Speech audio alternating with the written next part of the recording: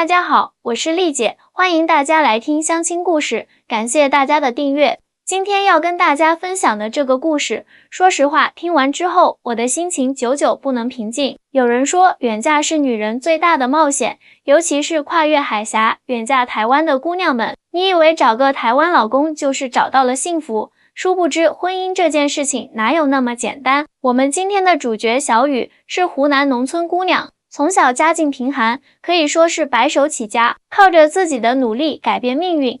可是在她远嫁台湾后，却遭遇了婆家的冷落，直到她怀孕被诊断胎儿畸形，一系列的变故让她的婚姻面临巨大考验。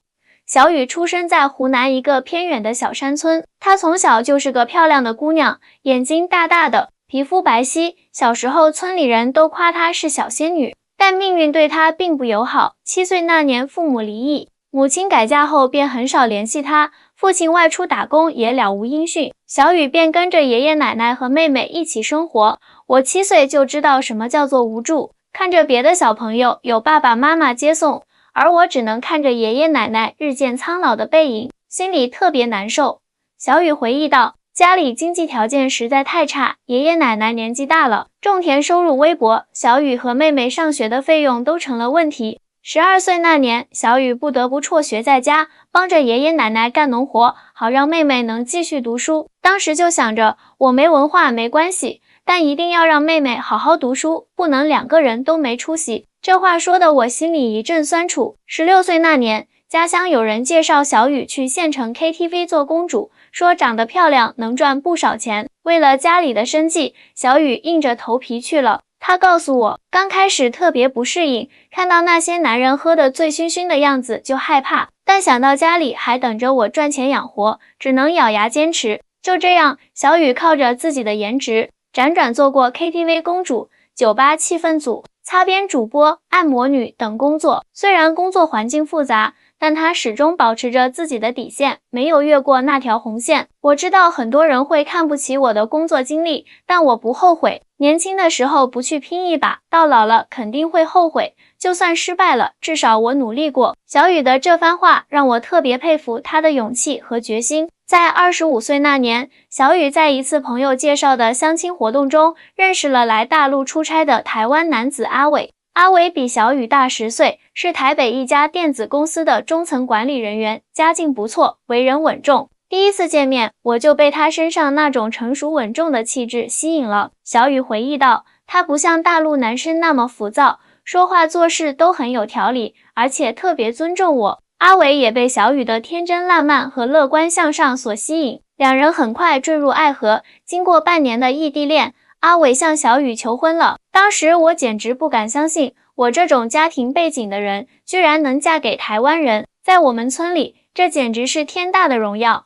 小雨激动地说，我在这里要给大家普及一下，其实现在的台湾社会已经非常发达了，不是很多大陆人想象中的穷亲戚。台湾的人均 GDP 比大陆很多城市都要高，他们的医疗、教育、社会福利等各方面都很完善，只是受到媒体报道的局限，很多大陆朋友对台湾的印象还停留在早期台劳的阶段。小雨也是这样，她以为嫁到台湾就是飞上枝头变凤凰，但事实并非如此简单。婚礼前，阿伟带小雨回台湾见了父母，出乎小雨意料的是，婆婆看到她的第一眼就不太满意。我能感觉到婆婆的眼神里带着打量和一丝轻视，可能是因为我是大陆来的农村姑娘吧。小雨说，婚后小雨搬到了台北阿伟家居住，这是一栋位于台北市区的3层楼房，阿伟的父母住1层，阿伟的哥哥一家住2层，小雨和阿伟住3层。表面上看起来是个幸福的大家庭，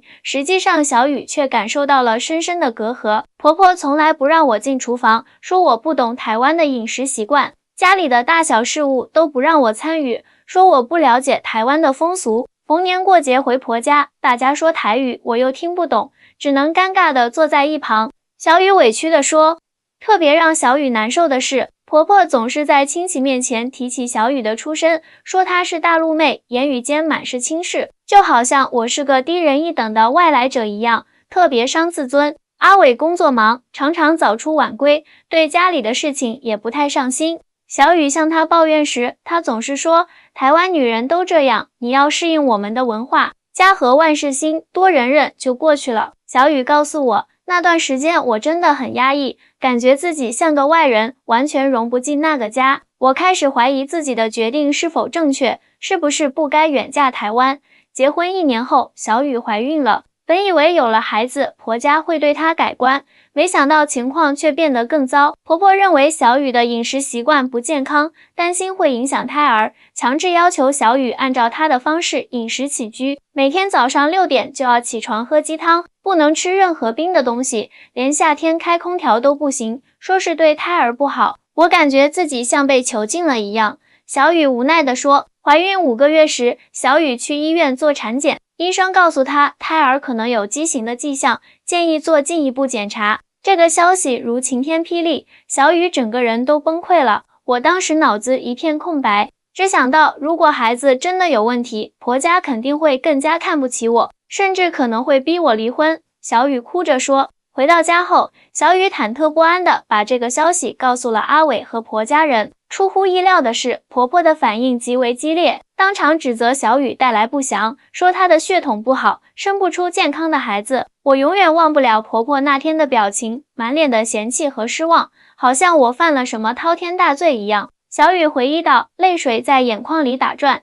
这场风波后，家里的氛围更加紧张了。婆婆开始四处打听小雨的过去，甚至找人调查她在大陆的工作经历。当得知小雨曾经做过 KTV 公主和按摩女后，婆婆彻底爆发了。贱人，就知道你不是什么好东西，玷污了我们家的血脉。婆婆当着全家人的面对小雨破口大骂，甚至扬言要让阿伟休了她。小雨绝望极了，她不敢告诉爷爷奶奶实情，怕他们担心。而此时的阿伟却一反常态，没有像以往那样劝小雨忍让，而是站了出来。他对母亲说，妈，你这样说话太过分了。小雨的过去是她的选择，我早就知道了，但我不在乎。重要的是，她现在是我的妻子，肚子里还怀着我们的孩子。婆婆气得发抖，你知道她是什么出身，还要娶她？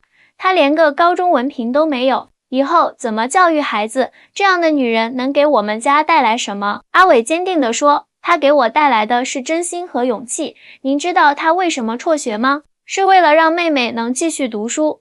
您知道她为什么做那些工作吗？是为了养活爷爷奶奶和妹妹。她没有父母的庇护，却一个人扛起了整个家。这样的女人比那些温室里的花朵坚强多了。听到这里，我真的被阿伟的情深意重所感动。在关键时刻，他选择了坚定地站在妻子这一边，这在两岸婚姻中其实很难得。小雨告诉我，那一刻，我感觉自己所有的委屈和心酸都得到了回报。虽然远嫁台湾这一路很难，但有这样一个真心爱我的丈夫，我觉得值了。接下来，阿伟带着小雨去了台北最好的妇产医院做全面检查。经过一系列详细的检查后，医生确诊胎儿确实存在先天性心脏缺陷，需要在出生后立即进行手术治疗。医生告诉他们，这种情况并不罕见，与母亲的出身、工作经历没有任何关系，纯粹是基因突变导致的，任何人都可能遇到。阿伟紧紧握住小雨的手，对她说，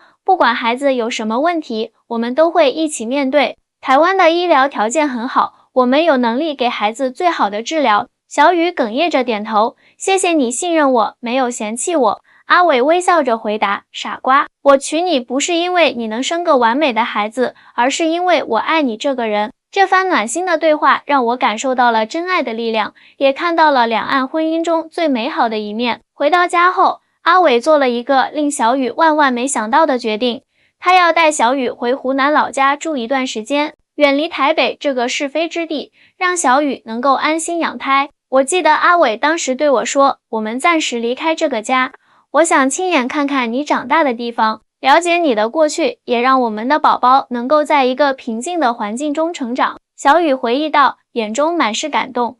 婆婆听说他们要回大陆，气得不行，你疯了吗？台湾的医疗条件这么好，要去那种穷乡僻壤干什么？那边的医疗条件能保证孩子的安全吗？阿伟平静地回答，妈，小雨现在需要的是安宁和家人的关爱，在这里，她每天都活在压力中，这对胎儿的发育更不利。至于医疗条件，我已经咨询过了，湖南也有很好的医院，实在不行，我们可以去长沙或者回台北。就这样，在怀孕6个月的时候，小雨和阿伟回到了湖南老家。多年未归的小雨，一踏上家乡的土地就泪流满面。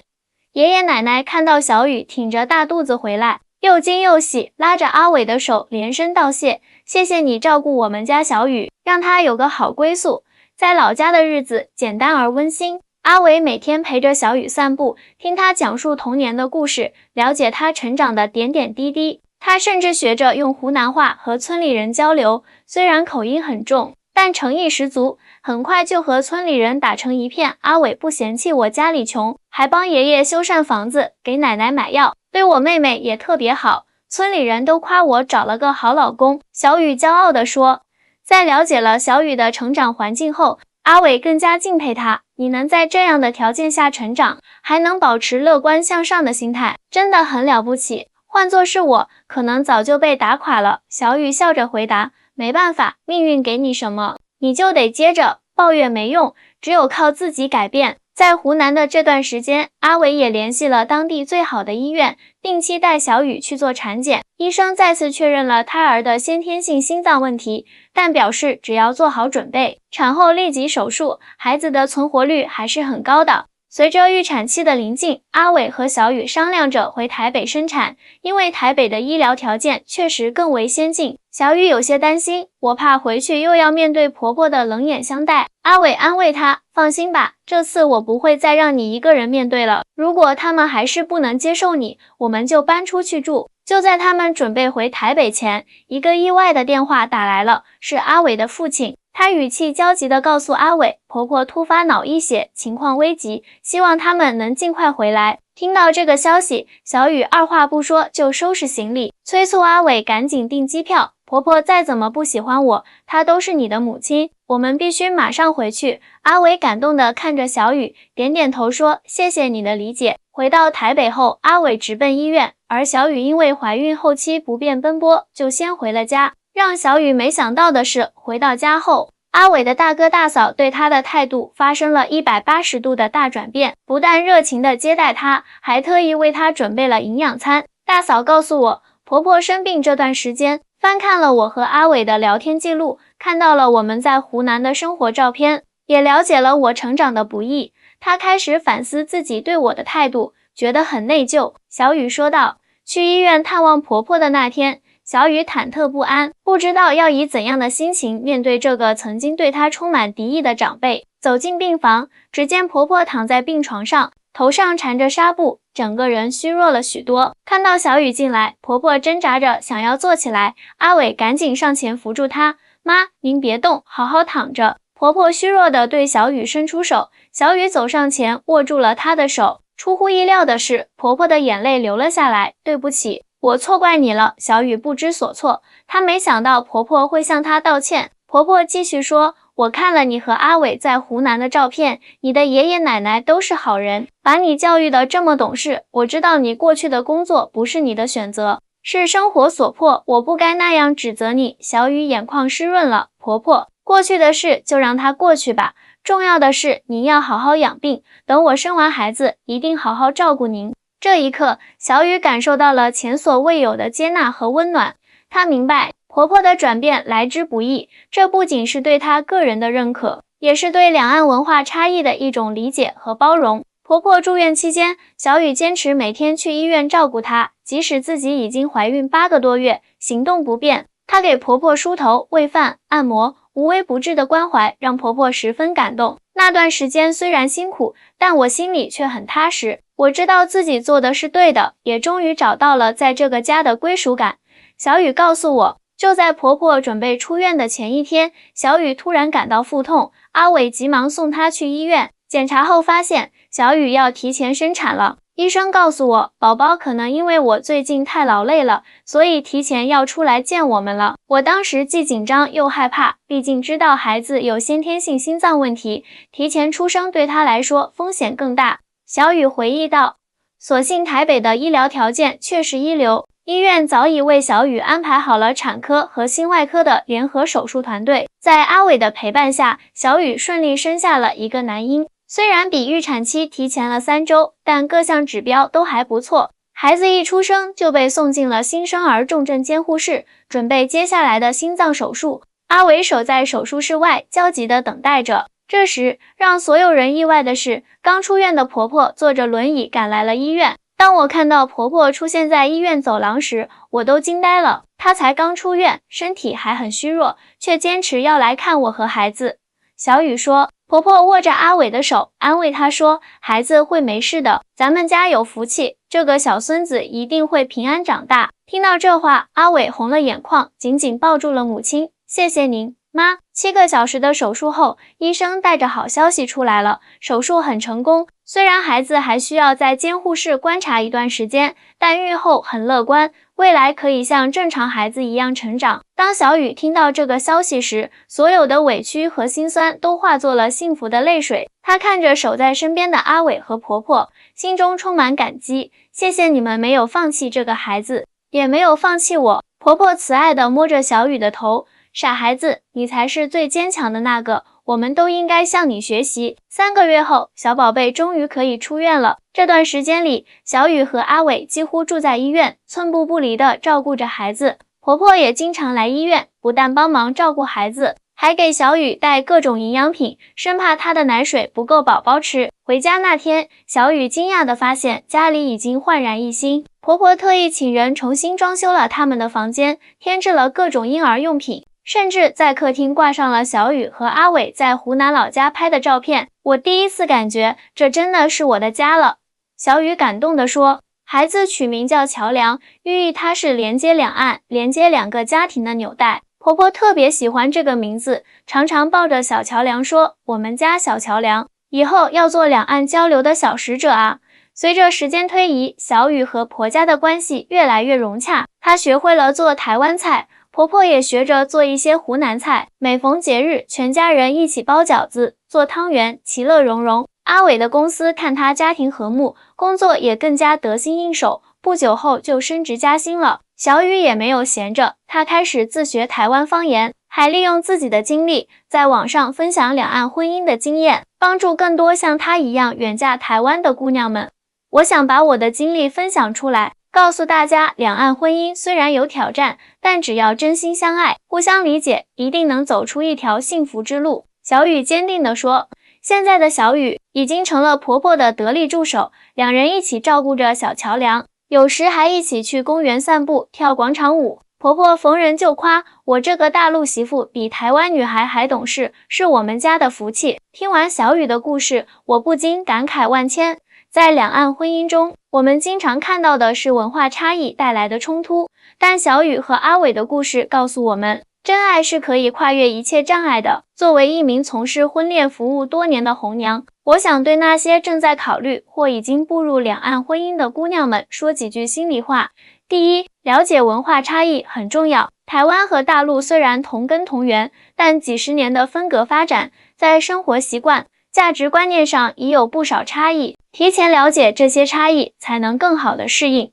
第二，沟通是解决问题的关键。面对文化冲突时，不要一味忍让或对抗，而应坦诚沟通，寻找双方都能接受的解决方案。第三，给彼此成长的空间和时间。跨文化婚姻需要更多的磨合期，不要期望一切都立即完美。第四，关键时刻，伴侣的态度至关重要。像阿伟那样，在小雨最需要支持的时候挺身而出，这种勇气和担当是婚姻长久的基石。小雨的故事告诉我们，远嫁不是一场赌博，而是一次成长的旅程。无论遇到什么样的困难，只要坚守内心的爱与信念，幸福终会到来。好了，今天的故事就讲到这里，希望小雨的经历能给大家带来一些启示和感动，也欢迎大家在下面留言，分享你们对两岸婚姻的看法和经历。我是丽姐，我们下期再见。